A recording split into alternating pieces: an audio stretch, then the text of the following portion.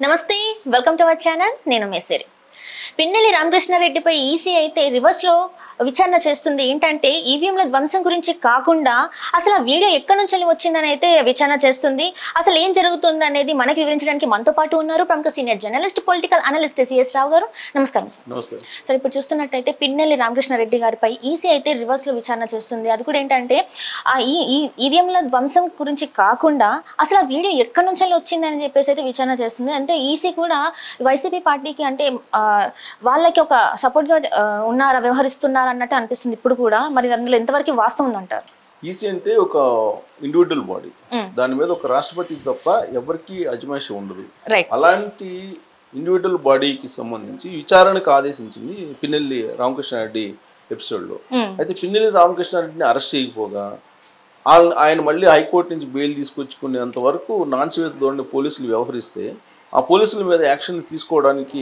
బదులుగా ఇప్పుడు election commission ఏం చేసింది సింపుల్ గా వెరీ సింపుల్ ఎలక్షన్ కమిషన్ చూస్తూ ఉంది జస్ట్ చూస్తూ అలా ఏం జరుగుతుంది అనేది చర్యలు తీసుకోకుండా అయితే ఇక్కడ చేయాల్సింది ఏంటంటే యాక్చువల్గా ఆయన అరెస్ట్ చేయాలి ప్లస్ అక్కడ ఏం జరిగింది అనే దాని మీద వీడియో వచ్చింది ఆ వీడియో వచ్చినప్పుడు ఆ వీడియో సంబంధించి మొత్తం ఫుటేజ్ ఉంది కాబట్టి ఆధారాలు కూడా ఉన్నాయి కాబట్టి ఈవీఎంలు పగలగొట్టింది ఆయన మీద చర్యలు తీసుకోవాలి జూన్ 6 వరకు కూడా బెయిల్ అయితే మంజూరు చేశారు కదా జూన్ 6 తర్వాత అరెస్ట్ చేసే అవకాశాలు ఉన్నాయంటారా లేకపోతే అప్పుడు కూడా ఇంకేమన్నా జరిగే అవకాశం ఉందంటారా జుడిషియరీ కూడా ఎంక్వైరీ ఇప్పుడు జుడిషియరీ కూడా ఎంటర్ అయిన తర్వాత ఏంటి ఇప్పుడు జూన్ 6 వరకు ఆయన అరెస్ట్ చేయొద్దు అని చెప్పింది సో ఎంక్వైరీ అయితే ఎంక్వైరీ నడుస్తూ ఉంటుంది కానీ అరెస్ట్ చేయొద్దు జూన్ 6 వరకు అని అన్నారు జూన్ 6 తర్వాత ఏదైనా జరగచ్చు మళ్ళా సో అయితే ఇప్పుడు అసలు పోలీసులు ఏం చేయాల్సిన పని ఏంటి ఫస్ట్ ఆయన్ని విచారించాలి అదుపులోకి తీసుకొని ఆయన మొత్తం పగలగొట్టింది అనేది వీడియో ఉంది ఆ వీడియో ఫుటేజ్ సంబంధించిన ఆధారం ఉంది కాబట్టి దాన్ని బేస్ చేసుకొని ఆయన్ని విచారించాలి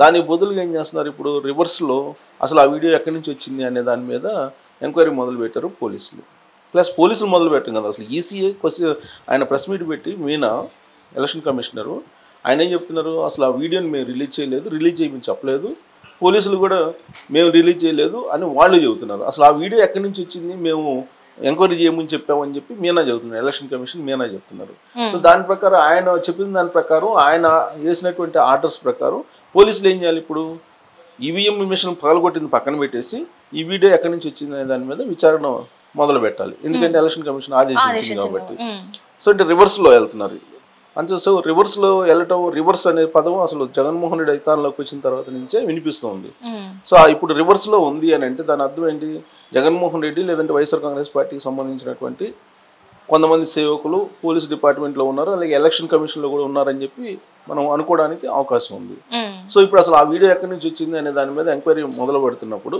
దాంట్లో మీడియా సంస్థల యొక్క భాగస్వామ్యం ఉందా లేదంటే పోలీసుల యొక్క ప్రమేయం ఉందా లేదా ఇంటర్నల్గా వైఎస్ఆర్ కాంగ్రెస్ పార్టీ వాళ్ళే క్లడ్జెస్ ఉన్నాయి కాబట్టి కొన్ని గ్రూపు విభేదాలు ఉన్నందువల్ల అక్కడి నుంచి బయటకు వచ్చిందా అనే దాని మీద ఇప్పుడు పోలీసులు విచారణ చేస్తున్నారు సో ఎన్నికల కమిషన్కి నివేదిక అయితే ఇవ్వాలిగా ఎన్నికల కమిషన్ మరి వాళ్ళు ఏమి ఆదేశాలు ఇస్తే ఆ ఆదేశాల ప్రకారం పోలీసులు కూడా నడవాలి సో ఆ మేరకు విచారణ చేపట్టాలి సో ఇప్పుడు విచారణ చేపడుతున్నటువంటి తరుణంలో వైఎస్ఆర్ కాంగ్రెస్ పార్టీలో ఉండేటువంటి గ్రూప్ విభేదాలు బయటకు చూసాయిగా బయటకు వస్తున్నాయి వాటిలో ఏంటి ప్రధానంగా పల్నాడు ఏరియా అనగానే నర్సరావుపేట మచర్ల గురిజాల ఈ 3 కాన్స్టిట్యున్సీలు మనకి కనిపిస్తూ ఉంటాయి అక్కడ వాళ్ళకి ఒకవేళ రాబోయేటువంటి రోజుల్లో మళ్ళీ ఇంకోసారి అధికారంలోకి వస్తే వైఎస్ఆర్ కాంగ్రెస్ పార్టీ మంత్రి పదవి కోసం వాళ్ళు అంతర్గతంగా ఒక ప్రచన్న యుద్ధం అనేది నడుస్తున్నటువంటి క్రమంలోనే ఈ వీడియో వైఎస్ఆర్ కాంగ్రెస్ పార్టీలో ఉండేటువంటి వాళ్ళే కొంతమంది రిలీజ్ చేశారు అనేది కూడా వినిపిస్తుంది అంటే ఆ 3 కాన్స్టిట్యున్సీలో ఉండేటువంటి లీడర్లు కీలకమైనటువంటి లీడర్లు ఎవరెవరు ఉన్నారు రామకృష్ణారెడ్డి మాచర్ల గురిజాల కాసు మహేష్ రెడ్డి నర్సరావుపేట సో ఇలా ఆ 3 కాన్స్టిట్యున్సీలకు సంబంధించినటువంటి లీడర్లే ఒకరికొకరికి పడక ఈ వీడియోను బయటకు రిలీజ్ చేశారు పిన్నెల్లి రామకృష్ణారెడ్డిని డ్యామేజ్ చేయడానికి కాసు మహేష్ రెడ్డికి సంబంధించినటువంటి వాళ్ళు ఈ వీడియోని రిలీజ్ చేశారు అనేటువంటిది పొలిటికల్ సర్కిల్స్ లో నడుస్తున్నటువంటి న్యూస్ సో దాన్ని బేస్ చేసుకుని ఇప్పుడు పోలీసులు విచారణ జరిపి దానికి సంబంధించిన నివేదికను ఎవరికి ఇవ్వాలి ఎలక్షన్ కమిషన్ ఇవ్వాలి సో ఇది నడుస్తుంది ఇప్పుడు సో దీంతో ఇప్పుడు అసలు ఈవీఎంలు పగలగొట్టినటువంటి కేసు కోల్డ్ స్టోరేజ్కి వెళ్ళిపోయింది సో దాన్ని విచారణ ఎప్పుడు చేపడతారంటే బహుశా నేను అనుకోవటం ఎన్నికలు కౌంటింగ్ అయిపోయిన తర్వాత జూన్ 6 తర్వాత ఏమైనా చేపడతారో అని తెలియదు. అంటే జూన్ 6కి పోస్ట్పోన్ చేశారంటే ఇన్ కేస్ ఏదన్నా రిజల్ట్ కొంచెం అటు ఇటు అయ్యి ఇప్పుడు ఎగ్జిట్ పోల్స్ అన్అఫిషియల్గా వస్తున్నటువంటి ఇన్ఫర్మేషన్ ప్రకారం కూటమి అధికారంలోకి రాబోతుంది అనేది. ఇన్ కేస్ వాళ్ళు ఏదో ఆశలు పెట్టుకున్నారు కొన్ని వైఎస్ఆర్ కాంగ్రెస్ పార్టీ వాళ్ళు కొన్ని సర్వే సంస్థలు వాళ్ళ సొంత సర్వే సంస్థలు పెట్టుకున్నటువంటి ఆశల ప్రకారం ఇన్ కేస్ గవర్నమెంట్ వస్తే ఏదైనా చెయ్యొచ్చు అనే యాంగిల్లో వాళ్ళు ఆలోచిస్తున్నారు. అంటే జూన్ తర్వాత ఏదైనా జరగచ్చు. జూన్ 6 వరకు మాత్రం సేఫ్ సైడ్ ఉండొచ్చు. ఈవీఎంలు పగలగొట్టినా ఏదైనా కానీ ప్రజాప్రాతినిధ్య చట్టం ప్రకారం ఈవీఎంలు పగలగొట్టినటువంటి అభ్యర్థిని అసలు మామూలుగా అయితే శిక్షించాలి. సో ఆయన మీద పెట్టినటువంటి శిక్షల ప్రకారం ఖచ్చితంగా అతన్ని అసలు మళ్ళీ ఎన్నికల్లో పార్టిసిపేట్ చేయకుండా చేసేటువంటి అవకాశం కూడా ఉంటుంది. కానీ వాళ్ళు పెట్టినటువంటి సెక్షన్లు ఎలా ఉన్నాయంటే 7 ఏళ్ల కంటే తక్కువగా శిక్షలు పడేటువంటి సెక్షన్లు అవి అని చెప్పి వాళ్ళ తరఫున అడ్వకేట్ హైకోర్టుకి నిన్న వినిపించినటువంటి వాదన. సో 7 ఏళ్లకు తక్కువగా పడేటువంటి సెక్షన్లు ఉన్నాయి కాబట్టి మా అభ్యర్థికి బెయిల్ ఇవ్వాలనేటువంటి ఆయన వాదన. ఆ వాదనకి అంగీకరించినటువంటి హైకోర్టు ఆయనకి జూన్ 6 వరకు బెయిల్ ఇవ్వడంతో పాటు అరెస్టు నుంచి ఉపశమనం కలిగించింది.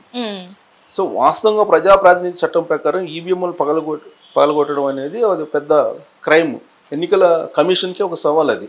వాస్తవంగా ఎన్నికల కమిషన్ సీరియస్గా తీసుకొని ఆయన్ని జీవితకాలం రాజకీయాల్లో మళ్ళీ డైరెక్టర్ పాలిటిక్స్లో పార్టిసిపేట్ చేయకుండా నిషేధించడమా లేదంటే అట్లీస్ట్ 1-2 ఎలక్షన్ల కన్నా దూరంగా పెట్టాలి ఇతన్ని అనేది ఒక నిర్ణయం తీసుకుంటే ఇలాంటి పునరావృతం కాకుండా ఉంటాయి. అలా కాకుండా వాళ్ళు ఏం చేశారు, ఆ కేసుని అసలు మినిమైజ్ చేసేసారు, నాన్ సీరియస్ చేసేసారు.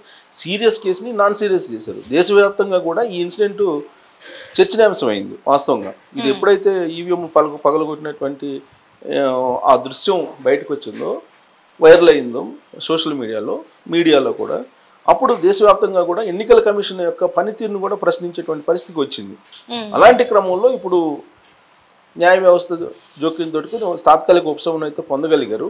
బట్ అతని పట్ల ఎన్నికల కమిషన్ వ్యవహరిస్తున్నటువంటి తీరే ఇప్పుడు వివాదాస్పదంగా ఉంది. ప్రత్యేకించి రాష్ట్ర ఎన్నికల కమిషన్ మీనా వ్యవహరిస్తున్నటువంటి తీరే కొంత వివాదాస్పదంగా ఉంది. ఆయన కూడా వైఎస్ఆర్ కాంగ్రెస్ పార్టీకి అనుకూలంగా వ్యవహరిస్తున్నాడా అనేటువంటి ఆరోపణలు గతంలో ఉండేవి, ఇప్పుడు కూడా ఉన్నాయి. బట్ వాటిని నిజం అని భావించేలాగా ఇప్పుడు ఆయన వ్యవహార తీరు కనిపిస్తుంది. అంటే ఆయన మీద ఏమైనా ఒత్తిడి ఉందంటారా సార్? మరి అంటే ఇష్టం లేకపోయినా కూడా సంఘటన జరిగింది ఇతని మీద. గతంలో చంద్రబాబు నాయుడు 2014 నుంచి 2019 వరకు అధికారంలో ఉన్నప్పుడు ఈయన ఎక్సైజ్ సంబంధించి కమిషనర్గా పనిచేశారు. అప్పుడేదో ఎక్సైజ్ పాలసీలో ఈయన ఏదో తప్పు చేశారు అనేటువంటి యాంగిల్లో ఇతని మీద ఏదో కేసు బుక్ చేయడానికి 2019లో ముఖ్యమంత్రి అయినటువంటి జగన్మోహన్ రెడ్డి ఇటీవల కాలంలో ఒక ప్రయత్నం చేశారు వాళ్ళ ప్రభుత్వం. అందుకే ఐప్యాక్ సంబంధించి అప్పట్లో ఐప్యాక్ కొన్ని ఐపీ నెంబర్ల ద్వారా దొంగ ఓట్లను చేర్చుకునే దానికి ప్రయత్నం చేసినప్పుడు కూడా సీరియస్ చర్యలు తీసుకోకుండా ఈయన కాముగుండిపోయారు. దానికి కారణం కూడా కేసులో ఇరికిస్తారన్నట్టు భయం మీనాకు ఉంది అనేది అప్పట్లో వినిపించినటువంటి మాట. సో బహుశా ఇప్పుడు కూడా అలాంటి భయం ఏమైనా ఉందా ఈయనకి? ఈయన యాక్చువల్గా ఇండివిజువల్ బాడీ కమిషనర్ ఆయన నిష్పక్షపాతంగా ఆయన వ్యవహరించాలి. అలాంటిది ఆయనే అసలు ఆ వీడియో ఎక్కడి నుంచి వచ్చింది బయట పెట్టమని చెప్పి ఆదేశాలు జారీ చేశాడంటే టోటల్గా ఈ మొత్తం ఎపిసోడ్ పక్కకి వెళ్ళిపోయింది. మొత్తం ఈవీఎం పగలగొట్టిన ఎపిసోడ్ పక్కకి వెళ్ళిపోయి ఇప్పుడు ఆ వీడియోకి సంబంధించి ఎక్కడి నుంచి వచ్చిందనే దాని మీద కాన్సన్ట్రేషన్ పెరిగింది. అసలు వాస్తవా కాదా అనేది నిర్ధారించాలి. ఫస్ట్ నిర్ధారించిన తర్వాత ఇతని మీద చర్యలు తీసుకోవాలి రామకృష్ణారెడ్డి మీద. ఇప్పుడు అసలు దాన్ని మర్చిపోయి ఇప్పుడు అది ఎవరైతే లీక్ చేశారో వాళ్ళని శిక్షించాలి అనేటువంటి యాంగిల్లో ఇప్పుడు ఎలక్షన్ కమిషన్ ఆదేశాలు జారీ చేయడం అనేది ఒక పెద్ద చర్చనీయాంశంగా మారింది. దీంతో రివర్స్ వ్యవహారం నడుస్తుంది ఆంధ్రప్రదేశ్లో ఎలక్షన్ కమిషన్ విషయంలో కూడా అనేటువంటి అభిప్రాయం బలంగా కలుగుతుంది.